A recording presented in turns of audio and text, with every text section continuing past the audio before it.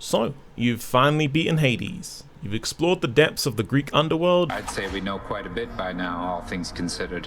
Isn't that right, Megara? Can't you see we're off duty right now, Zagreus? Then you've explored the depths of the Greek pantheon too. And now you're wondering, what's next? Well, good news, bad news type deal. There truly is nothing quite like Hades out there. But wait, don't leave yet. There is a point to this video, I swear. For many, Hades was their entrance into the world of roguelikes, offering a fast-paced hack-and-slash action RPG with a continuous narrative baked right into the roguelike mechanics. I'm home. All of that set within the lore and the mythos of the Greek pantheon, including the flagrant debauchery, backstabbing, and a fella who says your name like this. Hey there, Zagman, how's it going? Look, you have got to get here with the rest of us already. We've been saving you a spot. To many, the appeal of Hades wasn't necessarily its roguelike mechanics, but the whole package. But this doesn't mean that Hades hasn't opened the doors to those who may have stumbled into this space because of hot Greek gods, or the opportunity to give your dad a good slap. And first and foremost, I think it's imperative that we as a roguelike community ensure these people receive a warm reception and are given the best recommendations so they feel welcomed, which is why today I want to jump into a couple of games you may want to check out after toppling the underworld.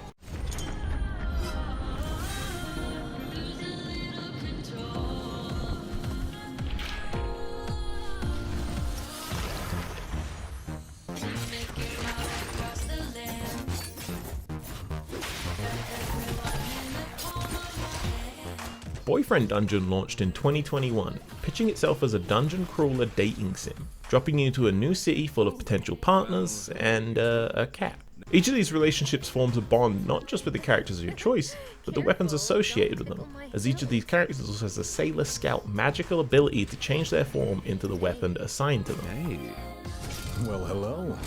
Hi! Yo. Good day. Boyfriend Dungeon drops you into several isometric hack-and-slash dungeons with your bestie, lover, or pet, and continues on that special relationship outside the dungeon too, with a branching dating sim meets visual novel experience. The game's narrative is interesting, its boss battles and combat are generally pretty loose and enjoyable, though not to the scale of Hades, but it's certainly enjoyable enough to bolster an already strong title. I had a really great time with this game. Not only does it provide a distinct branching story built into a dating sim, but it also puts queer options at the forefront of its presentation, something that it shares with Hades but not many other titles in the roguelike genre. I think Boyfriend Dungeon is probably the most apt of titles to jump into after Hades. What it offers mostly aligns with the values of Hades, but as a forewarning, don't go in expecting the same polish on combat or builds, which arguably could be said for most games in all honesty. While I don't want to give too much light to the drama surrounding Boyfriend Dungeon, I do want to take this opportunity to mention some of the content warnings. The game does present some toxic characters and extremely toxic behavior via its supporting cast. It is a game that deals with toxic relationships after all. Given the dating aspect of the game, that might be a deal breaker for you, which I completely understand. It has a particular character who is pushy to a point of discomfort, getting to harassment levels. And I won't spoil any more than that, but if you feel like you may want to test the waters of Boyfriend Dungeon, it's available on Steam, Nintendo Switch, and Xbox One. We're called neons. Sinners plucked from hell to do God's dirty work. But I'm finding it hard to believe we're in heaven. Moving along to our second recommendation, Neon White. Taking the role of the self-titled protagonist, Neon White, run and gun your way through a first-person movement-focused shooter with a penchant for speedrunning. It may not be an easy sell to jump from an isometric hack-and-slash to a first-person parkour shooter, but hold with me here for a moment, Hades heads, because Neon White's adoration of the just one more run factor with collectibles and time trials might just be what you're looking for after plundering the depths of Hades. While the writing might not quite measure up at times, Sorry, I got a boat to catch. You're on your own, kid. You know how I feel about being called kid, White. I actually don't remember. Amnesia? Side effect of dying, it seems. Seriously? Neon White presents an interesting story with romance and relationships at its center, plus an exquisite art direction that will have many of you wondering, is this dude hot? What's more is that it has an absolute banger of a soundtrack wrapped in a frankly addictive gameplay loop. Neon White certainly hit some of those Hades markers for me, pitching itself as a heavenly single-player, card-based speedrunning FPS for freaks by freaks. And you know what, Neon White? Good shout, you got my ass there. from the creators of Bastion and Transistor. For this next title, we're diving into Supergiant Games' backlog with party-based RPG, Pyre. I think what's most important when thinking of Supergiant in general is the way they integrate the plot into the mechanics of the game. With Hades, this was even seen in the death mechanic, with Zagreus returning to his father's keep upon every failure and being greeted by this smug clown. So you got skewered by a spike trap out there, huh? Well, that's too bad. Have you tried not standing there, like when the spikes come out? Pyre continues this trend, placing you in control of a team of 3 exiles fighting their way to freedom. Except, by fighting, I mean playing a game of Magic basketball, but like, meaner.